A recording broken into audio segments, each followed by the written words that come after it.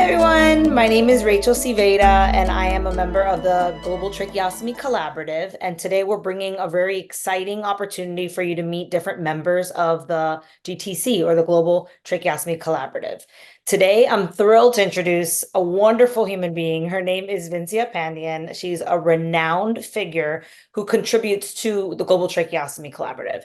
She's doing this by revolutionizing patient care, safety, and quality of life on a global scale with patients with tracheostomies. So some of her work includes shining a spotlight on enhancing the lives of patients reliant on mechanical ventilation through either endotracheal tubes or tracheostomy. She's not only the assistant dean of immersive learning and digital innovation, but also a driving force behind the Center for Immersive Learning and Digital Innovation, a center funded by the Agency for Healthcare Research and Quality. We have the pleasure of today speaking with her to find out a little bit more about the Global Tracheostomy Collaborative, her role, and some more specifics into the collaborative themselves. So without further ado, we're gonna dive into some questions and get to know each other today. We're happy to have you. Thank you, Rachel. So in the world of Global Tracheostomy Collaborative, I have now recently stepped into the shoes of Vice President this year, working hand in hand with our president, Dr. Michael Brenner. Together, we chart the course of GTC steering committees, task forces, and working groups towards the organization's collective vision and mission of partnering with hospitals, healthcare professionals, and patients and families around the world to improve the care, safety, and quality of life for everyone with a tracheostomy. So my role is an interplay of strategy, guidance, and oversight, ensuring every move we make aligns with our goals and values. It's about fostering unity, sparking innovation, and pushing the boundaries of what we can achieve together for tracheostomy care. That's awesome. That's wonderful. So kind of going off of your role and describing your role in GTC, if I was someone who was just brand new to this organization and just kind of stumbling upon, what would be a great way to describe this organization and encompass it? You kind of touched on heading in the direction of missions and goals related to tracheostomy population, but like you mentioned, it's most focused on patients, families, and hospital organizations. So could you give us a glimpse maybe into some core values or some mindsets and related to the GTC collaborative? So the mindset is really about bringing experts and those who are living the lives with a tracheostomy and dealing with it on a daily basis, bringing them together from around the globe to create this community where we can share our thought processes and learn together and discover together. I think that's the underlying foundation of this whole organization. That's awesome. That's awesome. So if it's a one-stop shop, we can, join the GTC or at least be involved with the GTC, the Global Tracheostomy Collaborative, on multiple platforms from our hospital standpoint, from a patient or caregiver standpoint, and from a medical professional standpoint. That's amazing. Tell us a little bit about how you got involved. So you have various roles and you're very involved in the community. How did you hone in on this collaborative? Great question. My journey to GTC began within the walls of the Johns Hopkins Hospital, where as a tracheostomy nurse practitioner, I collaborated with a dream team from diverse specialties and disciplines to pioneer a percutaneous tracheostomy program. It was in 2013 when Dr. Alexander Hillel, one of our otolaryngologists from our otolaryngology head and neck surgery department, who whispered in my ear about GTC, sparking a flame of curiosity that led me and our percutaneous tracheostomy team to attend this transformative meeting in London in 2014, where Stephen Hawking inspired us all. That moment sparked the beginning of my personal GTC adventure, which has since taken me from being a member to becoming the vice president, with stops as a co-chair of the Third International Tracheostomy Symposium in 2016, education committee chair and treasurer along the way. That's awesome. That's incredible. And I have to say that you and the GTC have sparked my interest in, creating tracheostomy teams and working collectively with other multidisciplinary professionals, like you mentioned. And your article on the multidisciplinary team approach is what spearheaded my mindset and my innovation and my collaborative with the GTC. So just like someone whispered in your ear, you're whispering in others' ears and really spreading the innovative mindset of the GTC. So, what excites you most about tracheostomy management? So I know a lot of people who are going to be watching this have their own visions and dreams for their own dream teams and their own aspirations in relation to tracheostomies. But what kind of gets you excited in your professional career that can maybe excite others about their tracheostomy journey as well? My passion lies in the incredible opportunity to drive change through quality improvement, evidence-based practice changes, research, and global initiatives. It's a thrill of enhancing patient safety and innovating care practices and collaborating across disciplines to forge new pathways in tracheostomy care. So my work within Johns Hopkins Institution in partnership with a Global Tracheostomy Collaborative is a powerful platform for advocating change, influencing health policies and improving lives worldwide. So every day is a chance to grow, to make a difference, and to see the tangible impact of our efforts ripple across the globe. Yeah, absolutely. That's what drives change, and you're doing it. So that's incredible. I hope we all can make such an impact like you are. Um, so you've kind of touched on this already, but I know the GTC has definitely improved and changed your vision and your view on tracheostomy care overall. Would you say there's a hallmark or something other than the lecture that you mentioned with John Hopkins that kind of was a pivoting time in your career? It could be, GTC involved or something along the lines of tracheostomy management that really like that light bulb that switched on and really knew, or you really knew that you could implement change and force change in a way that would be global. Was there a moment in your career that happened?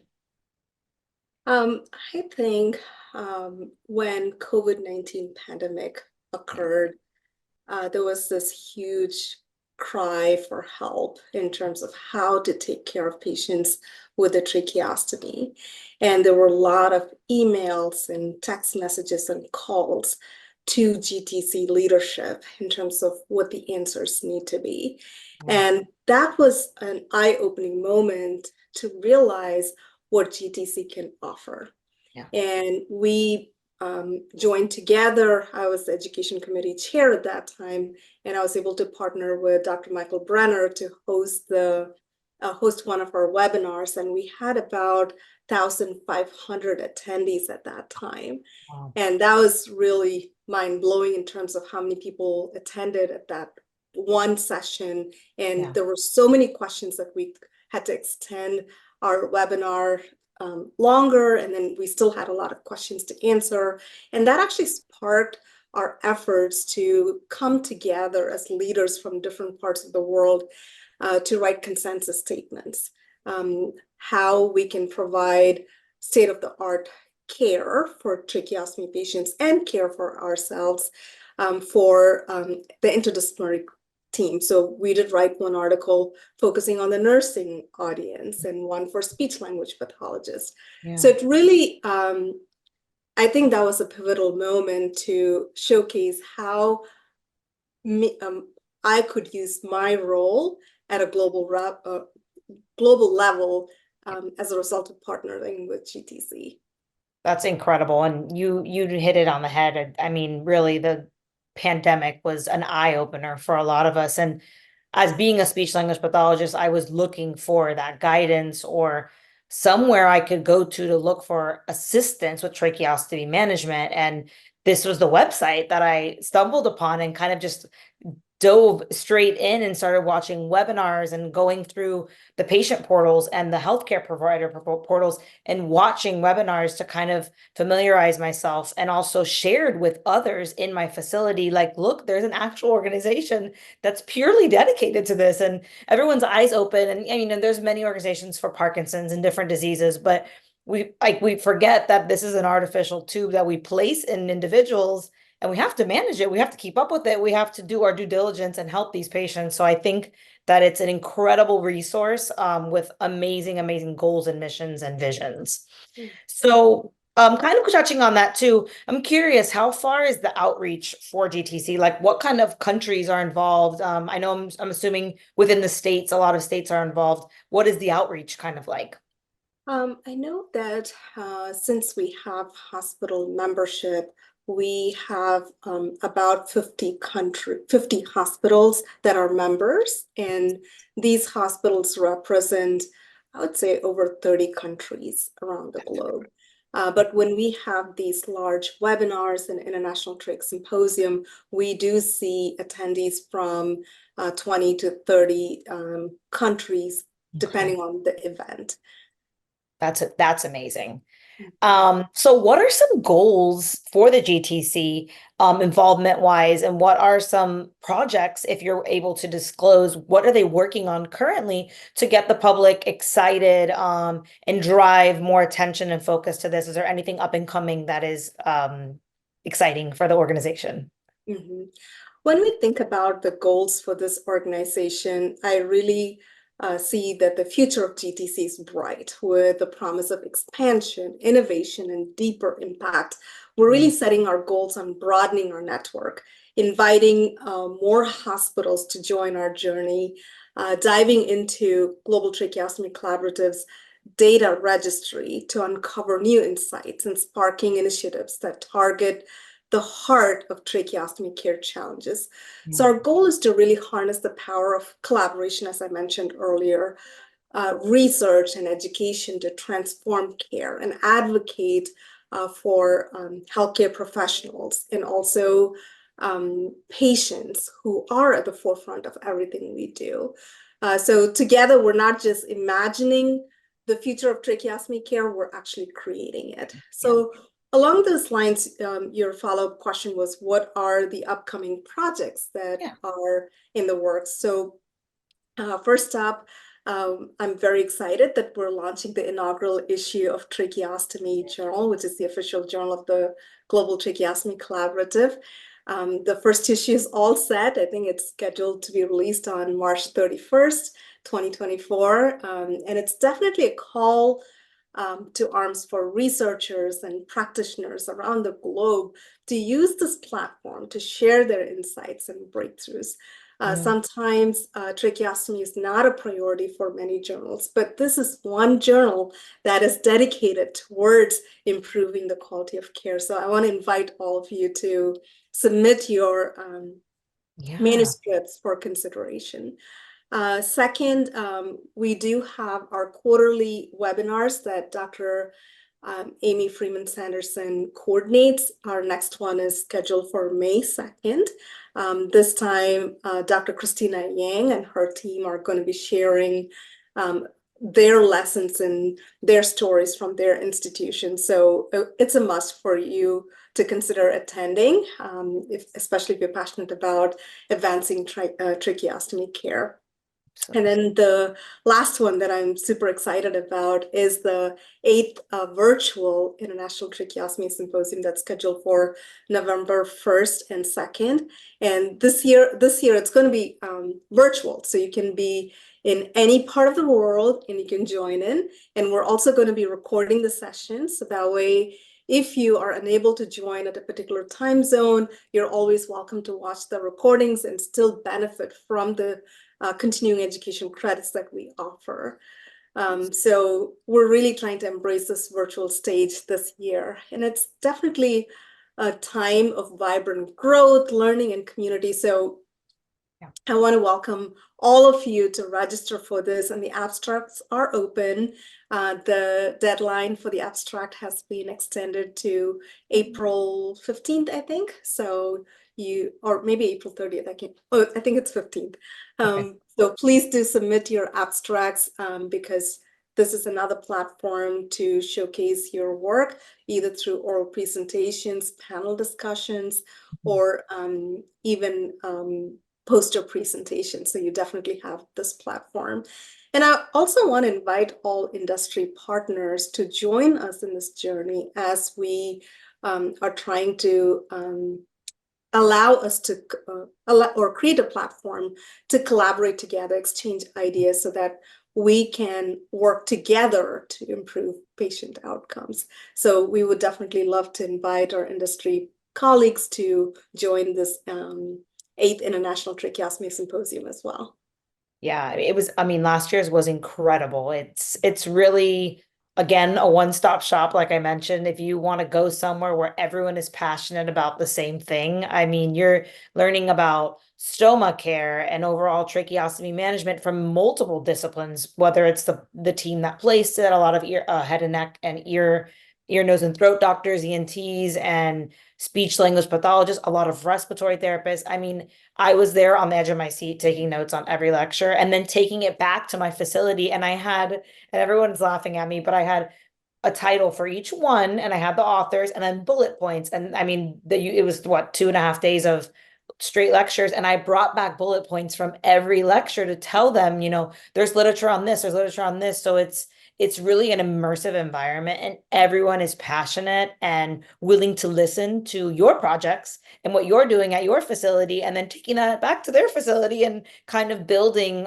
this beautiful snowball effect of tracheostomy management at its finest. So I'm ready for it. I'm super excited. I'm ready to sign up. So Yes, Rachel, I think you feel like you're immersed in yeah, tracheostomy care and you kind of know the ins and outs. But when you come for these conferences, you realize how much you don't know yeah, and you're actually learning from others. So please don't miss up on this opportunity. And yeah. Rachel, you're such a rock star trying to take all these notes and taking it back to your I was like, institution.